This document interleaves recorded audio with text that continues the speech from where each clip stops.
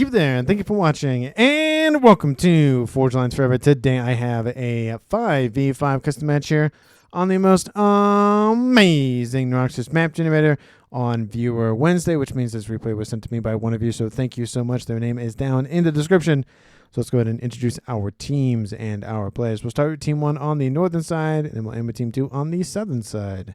Starting off with Team 1's Western player first, we have in lightest red pink, it is the Cybran of Psychoad. He is a Cybran. He is a 1600. And in light octane to his east, we have the Aeon of Lasas. He is also a 1600. In regal purple here for Team 1 in the middle, we have Veleron playing as a UEF. He is also a 1600. So it's 3 1600s in a row. To his northeast, in orange, the color orange, we have Terrari playing as an Aeon. He is a 2500. He is the highest rated player on Team 1 and in the game overall by 400 points of rating. And to his east, we have in stage below, it is Chap playing as an Aeon. He is an 1800. So for Team 1 side of the map, they have one UEF here. They then have three Aeons here, here, and here. And then they have one Cybran over here in the west with no Seraphim tech for Team 1. Moving on to Team 2 side of the map. On the eastern side first, we have in Amethyst Purple, it is Paradox of War. He's playing as UEF as a 1900. In Barbie Pink to his west, we have Boom King playing as a Cybran. He is a 1600, another 1600 to add to the mix. And to his west, in Cherry Crimson, another Cybran. We have Kabanoff. He is also a 1600. Lots of 1600s this game, apparently. There's 5 of them in this game. And to his west, we have in Imperial Grey. It is the highest rated player on Team 2. It is Yoji playing as a UEF as a 2100. And his next door neighbor is also in the 2000 range at actually 2000, being Bully Dozer Noob playing as a Seraphim, again in Snow White. Also, he's the only Seraphim in the game. So for Team 2 side of the map, they have a UEF here, and then here. They have a Cybran here, and then they have a Seraphim here. So Team 2 is only lacking the Aeon faction. Team 1 has that in abundance, but they are lacking the Seraphim faction, which does mean every faction is represented in the game, just not on each team. And for these 10 players on the map, we'll take a look at their reclaim situation, currently sitting at 55,000 mass in reclaim. 5.5k mass per player is a lot of mass to scoop up on the map. And the map, I mean, divided essentially down the middle.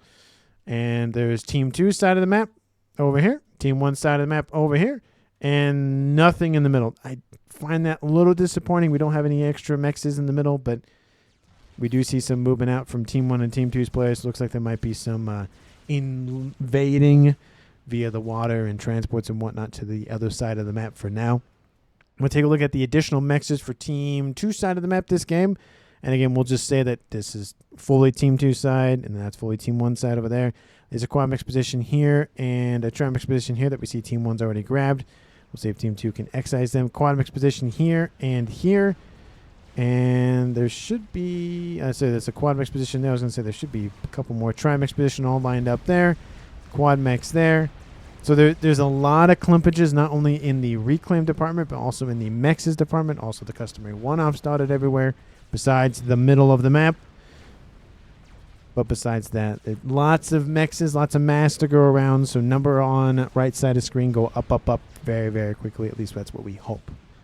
Taking a look at where these players are headed off to, we have a soon-to-be, possibly, most likely, Combi-Com engagement in the east between Chap of Team 1 and Boom King of Team 2. We do see Paradox of War is inbound and Kabanoff, so 3v1 in favor for Team 2. And if those comms group together, they can easily not only kick out Team 1, but maybe even kill him off pretty early. Western side, we do see movement from both of these Western players. Yoji and Bulldozer are moving westward. Team 1's players of Psycho and Lasasa here, and there's not that much of a presence from Team 2 here. Also, Combi-Com action happens between Chap and Boom King over to the east. But since there's not a lot of presence here for Team 2 before those comms even get there for Team 1, I highly doubt there'll be kind of a more organized or a strong resistance to Team 1 pushing them out. We do see that Team 1 Terrari and Velaron holding off for now. Maybe some movement from Terrari eastward as of right now. But Team 2 most likely is just going to kill off Chap right now. We're not even in 7 minutes on the clock territory, and Chap is already closing in on the red department. Boom King is he's not really pushing, but he's still doing some work forward. Kavanaugh is doing some movement as well, focusing on the other units, focusing on the structures, getting his veterancy up. We did see some bombers from Team 2, but now it's pretty much just the 2 Cyberns versus the 1 Aeon, and I don't think the Aeon is going to get out there. Chap, oh, he might get, oh, he's almost at 1 star, but I don't think Team 2 is going to allow that. They don't even know that, but we know that. And Chap is going to drop right now. There he goes. Boom King does take a hit, so does Kavanaugh, but they're both in the highest yellows, and Boom King is at 1 star vet, so this position for Team 1 will be excised. Team 2 will be fine. We do see on the western side similar story happening, except no death for Team 2. Bulldozer Nuke does take a decent chunk of damage, drops into the yellow. Yoji is going to pop up for a second, and the base of the west for Bulldozer is being bulldozed over by Team 1. So unfortunately for Team 1, they do lose a player. It is 4v5, and it is early. Also will note that the bases are, at least most of them, are pretty well compacted, so there's not going to be a lot of running over here and then running over there and then running over there kind of thing. It's very contained. So that'll be nice for Team 1's APM, at least for now. But given that the central focus of the map is Navy, some bases are vulnerable to Navy a little bit more than others. These 3 for Team 1 are again going to be probably the most, especially with cruiser missile tech for Team 2. Team 1 has access to it as well. The only person who has access to it is Velaron, unless he gives over UEF tech, but he is building UEF tech as we speak. Team 2, they have 3 of the 5 being the Seraphim, and then the 2 UEFs for Team 2. We do see Yoji still try to just kick Team 1 back, but again, it's still a 2v1. No matter how much firepower Yoji puts up, at least by himself, it's not going to matter. We do see a Cooper and a Destroyer is now here. That's going to change the game a little bit over here. Yoji is emboldened by it, a smidgen. Still needs to be careful. He can easily get overwhelmed by these forces from Lasas nearby. But Lasas is dropping into the yellow pretty quickly. Yoji's like, well, I'll take the opportunity to force him back. But now the Aurora inbound. Again, they float on the water or over the water. They might be able to help that Destroyer not freak out every 5 seconds. Eastern side, frigates pushing in. Team 2 trying to establish a naval facility. That's going to get denied. Team 1 torp launchers online.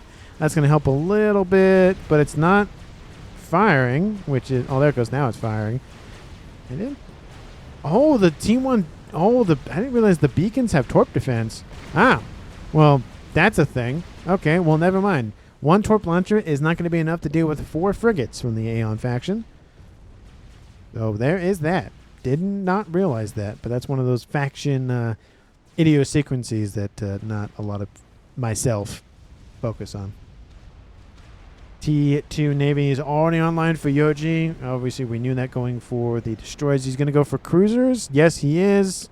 Looks like it's 1 cruiser and then 11 destroyers. So really trying to pump out damage and force his way northward down the channel or up the channel. That's upward. This is downward. I know my directions. Gun started for Kavanaugh. He's done with stealth, giving him 2,000 additional hit points. He's up to full HP. We do see a little bit of some scouting from an interceptor going after a transport. Transport actually is going to get shot down, unfortunately. Well, it's not a big loss. Looks like it was just engineers, but still annoying nonetheless. Team 1's Orange Scarlet Orange player of Terrari at T2 Navy and T3 Air. I will note that a couple of those Lobos were dropped off from Team 2. Looks like a couple of mexes were destroyed, but not a, again, super big thing, especially with Terrari sitting at almost the most mass on this team, with Lasas barely beating him out. We do see Team 2's Paradox is already almost closing on 200 mass a second. He has T2 Air online. Not going for T3 yet. His teammate next door is going for T3. Is Boom King. We also see, wow, another T3 for Kavanaugh, and then, wow, another T2 Air for Team 2's player of Yoji. Essentially, everybody but Bulldozer has T2 or T3 Air. And again, this isn't going to be a full Navy map. I mean, again, lots of land, a little bit of Navy, and then lots of land. So having a lot of air does help kind of push Team 2 over the line of scrimmage, because they can just pump out a bunch of torp bombers and wipe that out, for example, and wipe that out up there. Cruisers coming in again, slowly eating away at the T2 naval headquarters. Again, Veleron looks like it's... Is it a mix of both? Looks like it is a mix of assisting the construction of the unit and preparing the structure itself. It's going to keep it alive a little bit longer, but if those destroyers from Team 2 start to push in, that might make a difference. But the T1 and T2 hover tech spam from Lasas is going to make things a little bit more annoying. Best thing... Destroy. Yep, that's a good object. Might as well kill off a destroyer too. But the bulwark is definitely going to be the best bang for your buck, which they do grab, and they might get the Cooper as well. Cooper absolutely useless in this fight because they can't actually shoot at any of the hover tech from Team 1 because they're not in the water. We do see frigate here as well from Team 2, and it's going to help out a little bit. Frigates from Team 1. There's one destroyer in the mix. There's a lot of T1 spam facilities, and it's actually from Paradox. So neither the headquarters are really taking a hit, which is good for Team 2 because they don't want to lose those. They're the only ones that have those for their team. Team 1, their 2 are up there. We do see some hovertech getting into some more sensitive positions, some T2 mexes. We do see some T1 PD being built up decently quickly by the engineers from Kavanoff. That's going to help out a lot. Destroyer's not going to help that for Team 2, however. And Yoji is still here and is causing even more of an issue. Is that a TMD? It is a TMD. Artillery kicks him out. But again, a lot of the focus from 1 to 2-ish players on just this little bit of beach. We did see Lasas pushing in, killed off a couple of units and structures, but didn't really keep territory, didn't really, kill off a headquarters or any. Oh, no. Did that just get reclaimed? I think that just got reclaimed. Never mind. I guess Team 2's bulldozer doesn't want to go for T2 Navy. That strikes me as a little odd. He had T2 Navy and then got rid of it, so I don't know the mindset behind that. He has an idea. I don't know what his idea is, but he has an idea. We'll see if it works out. Excuse me? Laser. Not even 20 minutes, barely even 15 minutes on the clock, and he's already 20-something% done with it. He has gun and stealth. At least go for nano. I mean, cloaking would be super expensive at this point in the game, but at least go for nano to keep himself alive. That is very aggressive from Team 2's Kavanoff. Very, very aggressive. Definitely not something you would expect at this point in the game at all. He's sitting at 140. Bulldozers at 60, and then Team 1 we have Veleron at 80, and then Team 1's highest eco player. It's between the 3 of Lasas, Psychoed, and Terrari. We do see Paradox has now crossed 200 with Boom King slightly behind him. We do see a couple of mexes for Team 1's. Veleron not faring too well. He's lost these mexes here. TMD is on the scene. Some of the missiles are making their way through, though. There goes that T2 mix right there. That's why the buzzkill is a butt. Did that buzzkill just miss? I feel like that buzzkill just missed a missile. T2 torp bombers being built to the northwest by Team 1's one of their air players, Psychoad. And we have hover spam down the south now from Team 1's Lasas. Again, using that to great advantage. The access points for hovertech is going to be this way and this way. And then he just rebuilt. Oh, you know what? It was probably because these headquarters were maybe too close to one another. It was causing some pathfinding issues. He got rid of this one, moved it to here, and now there's more than enough room to move around. That's probably why. I'm like, that doesn't make any sense why he'd be doing that. But if it's a more game mechanic issue, that would make way more sense from a rather than a strategic standpoint. We do see an Ilshi coming online. T2 land is online, pumping out those Ilshis as we speak. That's a great unit to counter these blazes. Blazes fire very quickly, and they have hover, but hit points only at about 1,000. At 1,000, and we have Ilshis at 2,500, and they fire and do more damage, so definitely a good unit to counter them. I think the blazes move a little bit faster, though, so as long as the Ilshi can roughly either stay in front or pretty much nearby, it's not a terrible thing. We do see one gunship, a whaler's inbound to assist a little bit. There is some flak, but again, T3 gunship, 5,900 hit points. shouldn't be that much of an issue. It's mainly if it just continues to sit in one spot, or if there's more AA here. Either or would be bad. But right now it's not too bad. We do see Torrent Bombers being slow-moed eliminated by the AA in the area. Maybe they're trying to target Yoji, maybe? They don't know where he is, do they? No, they have no idea where he is. Looks like they're going after the destroyers now. Bulldozer's also here as well. I thought for some reason he had like maybe regen to keep those units alive, but he does not. He's just sitting underneath the surface. It's not a bad, terrible idea to hide in the water, but when you have all those torque bombers flying overhead, probably not the best idea. Laser is... Okay, I'm going to keep an eye on him because he has laser online. There's the ASFs from Team 1. There's also ASFs from Team 2 here. We even see a couple of scouts and a gunship. And he's waiting for it. Looks like he's going to go for it now. Interceptor kind of sees him. Team 1, this is what they see. Terrari gets the ping. T3 Navy is online for Team 1. And Destroyer does have him within his sights. Loses sight of him for a second. Sees him again. Loses sight of him for a second. ASF's flying around. Looks like they're going after the bombers from Team 2. Transport is going to land. It does drop off the comm. Again, he doesn't have cloaking. He doesn't have nano. So it's got to be just full damage immediately. Transport goes away. I mean, he's probably not going to get out of there, to be honest. T2 gunships are inbound. Kavanoff, that's a one-way trip. So we'll see how much damage he does before he dies. T3 air is going to go down. T2 PD is being built now.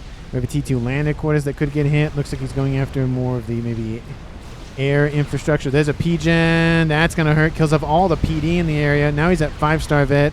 Gunships are inbound. Another T3 mechs. And this is actually the base once belonging to Chap. Was it Chap? No. Yeah, I think maybe it was. No, I think Terrari was here. Chap was over here. So this is Chap's original base. Terrari's original base is gone. But there goes Kavanoff. He sends his comm in. And I mean, it does give everything that he owns over to somebody else. Most likely Yoji, because he's right fetching next door. Yep, right there.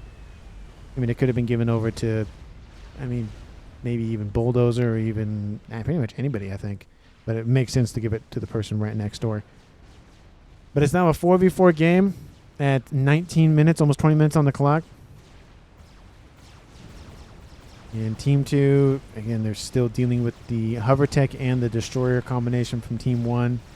They've been pushed back a little bit in the middle of the map. We're seeing a little bit more thinning out of the presence for Team 2, at least on this northeastern side. In terms of eco, Team 2 is running away with it so far. 1.1 to 800, so about a 250 mass in their favor, 300 mass in their favor. It's, again, more of a estimated guess than an actual science because they don't give me the full numbers once they hit 1.0 or whatever.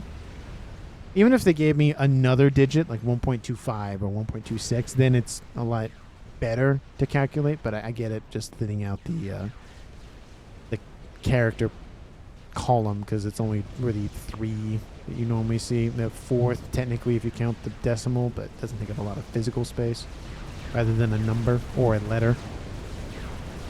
And looks like the destroyers for Team 2 got destroyed by Team 1.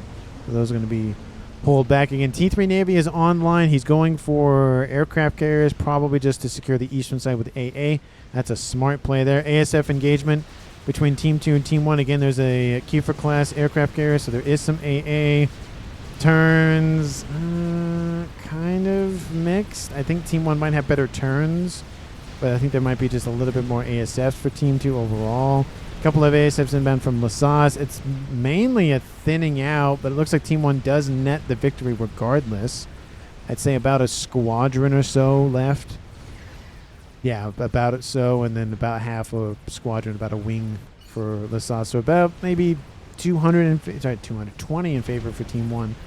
We do see Lasas eating away at some more eco for Paradox on that eastern front, actually cutting off that northeastern side. We have more and more cruisers raining in from Team 2. Looks like they're inbound from Bulldozer. Tons of bombers online. I mean, I have an idea what he's going after. given one or the other in terms of the headquarters. But the only problem with that is that the ASFs are still over here. You know, it'd be different if they were maybe over back in the base, maybe refueling, rearming sort of thing. But they're still flying around, so it's not really viable to send them fully in. Or maybe they know where the comm of Veleron is, which they do not know where that is. And okay, somebody just woke up and chose violence. Boom King, sticking with his namesake, building a nuke. Not even 25 minutes on the clock, and he's already almost done with it. That's at 0 speed. Look how fast that thing is going. Now, how fast will we load it is the question. And a nuke, honestly, maybe at this point, thinking about what Kavanaugh did, he might as well have targeted this base, wiped that out entirely, and then the nuke could try to maybe split the difference and wipe out a huge chunk of this base, because it's kind of almost a 2-in-1 base. It's smushed base together sort of thing. T1, some T2PD being built. We have some Riptides inbound.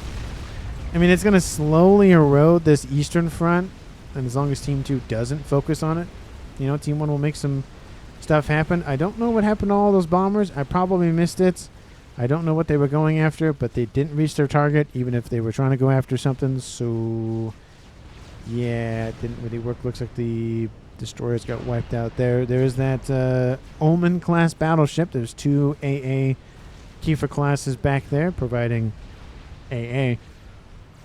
And still T2. We do see T3 being built for both of them. Bulldozer's actually hiding underneath the naval headquarters for Yoji, just trying to capitalize on maybe the Torp bombers won't hit him and go after the facility instead. Because Team 1 already has a battleship online, maybe Yoji will just go straight. No, he will build the Neptune and then go for battleship. So we get to see my favorite unit, but it'll be just one of them for now. The nuke is spotted for Team 1, so they know about it. Nuke is already almost half loaded for Team 2. SMDs, I don't see any built yet. There's a T3 air headquarters, a T3 land headquarters, and a T... Oh, my goodness. One nuke right there wipes out all 3 of them. That would be devastating. Spend all that time and energy getting all 3 of the headquarters in one spot, and then they all die to one nuke. That would suck. Fact is locked. Oh, that's not great. I guess this factory got locked somehow? Are they talking about maybe Bulldozer is causing a move your ACU? Oh, that's not great. It looks like he's pinging saying, hey, Bulldozer, move. Is that really a thing? That is a thing. What the heck? Okay, then. Well, didn't know you could do that. Don't go around and be doing that, because that's kind of annoying. He probably did it by accident. He's like, oh, I'll just hide underneath the facility, and it'll be... Nope. Maybe he just needs to hide, like, right on this right side or something. Loaded or nah, says Boom King. Is there an SMD loaded and I just missed? Oh, no, there's one right there. Not loaded. And I think Boom King said that, right? Oh, there's one here. Yeah, it's not loaded. But we know that. They don't know that, but we know that. 25 minutes on the clock. That first nuke, if it lands, might be pretty close to a game-winning move. Maybe wipe out the air grid. I mean, obviously, I want to say go after this because there's 3 of them there, meaning headquarters is specifically. This missile ship's not coming online for Team 1's Terrari. Yoji is being beset on 2 sides now. And he's going for Neptune. He has it online. He's got to get it out of the facility limit so we can actually start building more stuff. And losing the air grid wouldn't be terrible. I mean, it wouldn't be good for Team 1 at all. I think it would still be recoverable at this point. But it just depends on if that second nuke lands somewhere else, which the nuke will fire before either of the SMDs are loaded. They're trying to assist this one, which they're not. Actually, they're building quantum. They're building quantum. They're building SACUs. This one's being heavily assisted. That one actually might finish before the nuke fires. Oh, it's going to be close. If he fires on, he's got to fire it immediately, which he does. And he's going further back. He's going for this. And they're building an air grid now. Benefit to Team 1's Terrari. He doesn't have it built. Downside is he was planning on it. And now he's not going to have it. Omni Sensor's going to go down here shortly, I'd imagine. Oh, there's some TMD. Not a lot, though. Lol, Nuke says LaSauce. I mean, Team 1... they were... What? What?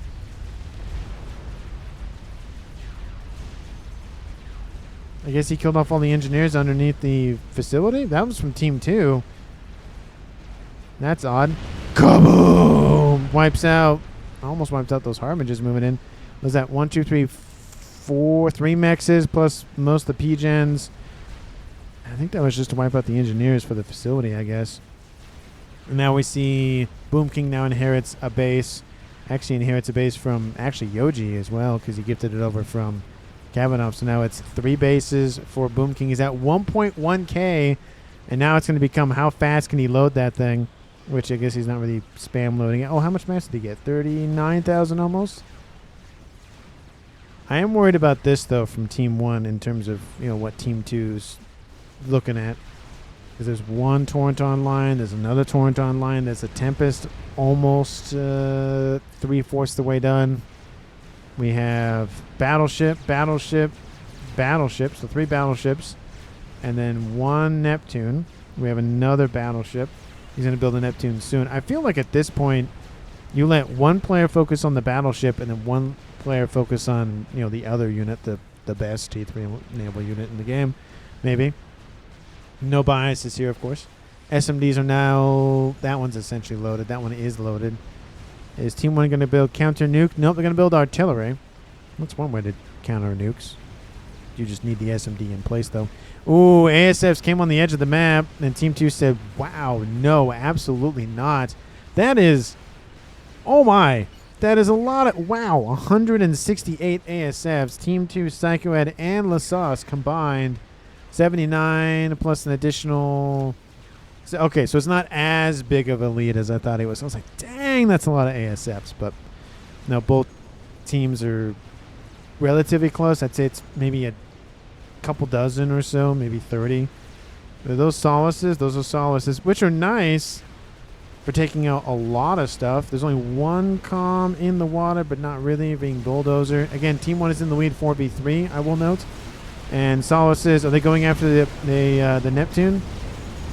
They better go after the Neptune. Yep, there they go. Ooh, about over half its hit points. They're going to get a second run in. Oh, that's an immediate death on that Neptune, unfortunately, for Team 2. Oh, there it goes. Killed in its prime. Unfortunate. You got to kill those Solaces off. I mean, that was only 5 of them. That was less than half a dozen. And it took 2 runs to kill off 1 Neptune. Absolutely a monster of a turret bomber. Because they fire a lot of torpedoes, and each torpedo does a lot of damage. The Tempest is now online. You can see that Team 2's presence on this eastern front is being pretty much eroded pretty quickly. We do see Harbingers going on the edge of the map. All those ASFs can't help you with land units. And SMD over here, which is nice to see, but you are not. What? It's already half done? What? Okay, then. It won't be the fastest Gathis I've ever seen, to be fair. I think the fastest one I saw was like 28 something. That was a crazy game in and of itself, but already half loaded. No wonder Yoji gave that base over. He's like, take it. Who cares? You're gonna build a Scathis, and it's almost in the green already. 30 minutes on the clock. Let me know who's gonna win at this point. I mean, there's not that much more time in the replay at this point, but hopefully everybody's enjoyed so far. Let me know down in the comments who you think is gonna win. What your favorite moment is so far. I mean, this game is just go. There's no stop. There's no calm period. The only calm period is like the first 6 minutes, 5 minutes. Everything else is just boom, boom, boom. You can see Team 2 is getting closer and closer to that T3 Naval Headquarters. This one is gone, so Team 1 just has this. sets of engineers trying to build this one fairly quickly, which they are making some decent progress on. They probably will finish it, to be honest. But there's, what, 1, 2, 3, 4, 5, 6 battleships. Team 1 has 2 plus 3 torrents. Again, the torrents are shooting at the units where they were, not where they're going. They're not like artillery in the sense that they can kind of, lead the shot. But when the units don't move, then they can shoot where the unit is because the unit's still there. 31 minutes, Scathis in the green. Nuke, how's it looking? Almost, he's going to fire a nuke and he's going to build a Scathis relatively within one step of each other. SMD over here will protect essentially this line over for the most part because there's another SMD there. There's one there. Team 1, do you have anything over here? SMD there, not loaded. SMD there, not loaded. So Team 2, if they play their cards right, might get another base kill. I mean, you might as well wipe this out and call it a day and be done with it. I mean, Paradox of War literally walked over, Control K, killed all the engineers there. That new Tempest that was built is now dead fairly quickly.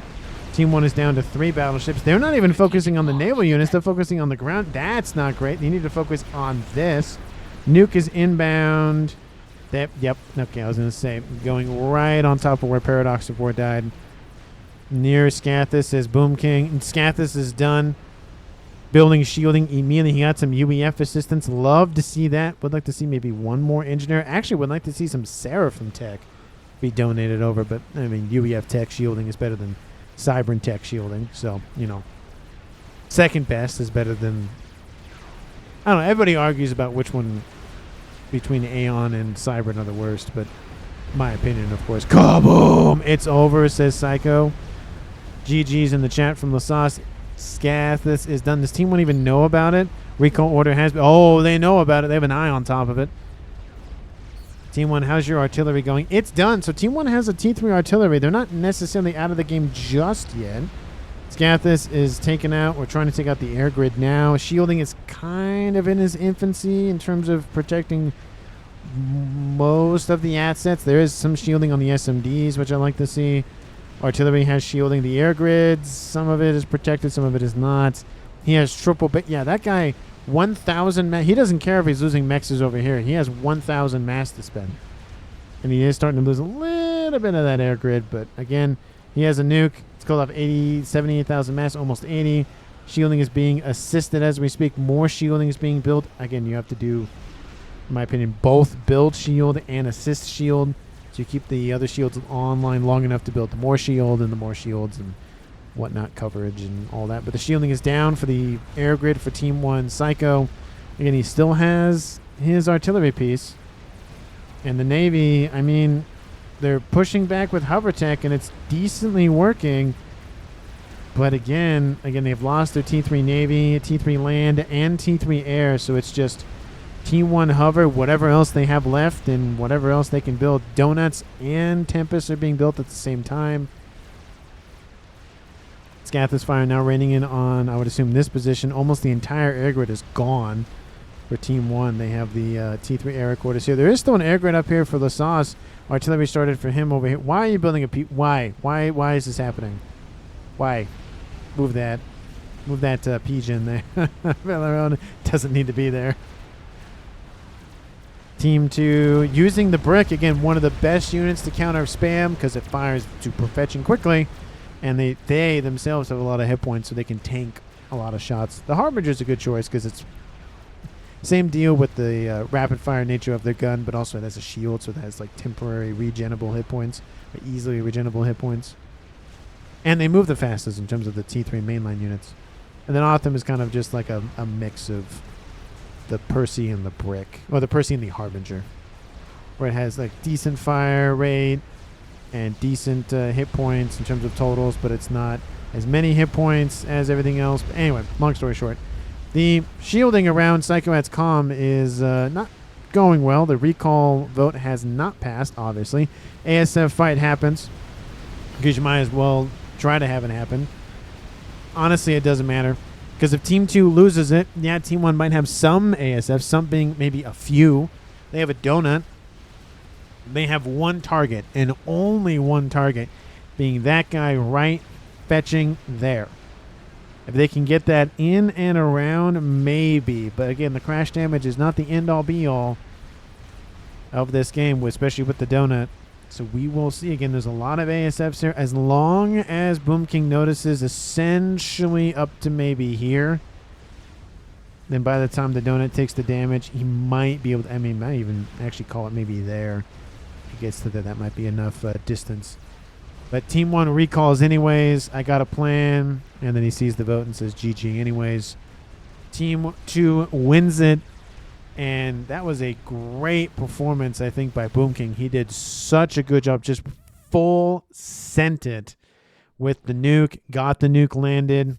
Did some damage. We had Kavanaugh just absolutely went. I'm just going to wipe out an entire base with the eco and set Team 1 back even further. And then that base went to Yoji, and then that base eventually went to Boom King after the death of Paradox. I don't know. I think part of what Paradox did, he walked his comm in, control K'd it, killing off all of the engineers, slowing down the production. They gave a little bit more time for Team 2 to be able to build some forces up and push this back. And again, the hover tech was kind of working, but without a T3 naval headquarters to supply the battleships, I mean, we have what? 1, 2, 3, 4, 5, 6, 7, 8, 9, 10. Actually, that's an aircraft carrier. 9, 10. Yeah, we have 10 battleships, more on the way. That was only going to favor one way eventually. I mean, yeah, they maybe will get one Tempest, but I think it's a 4-to-1 battleships for one Tempest, I think. So still, it wouldn't have been enough, honestly.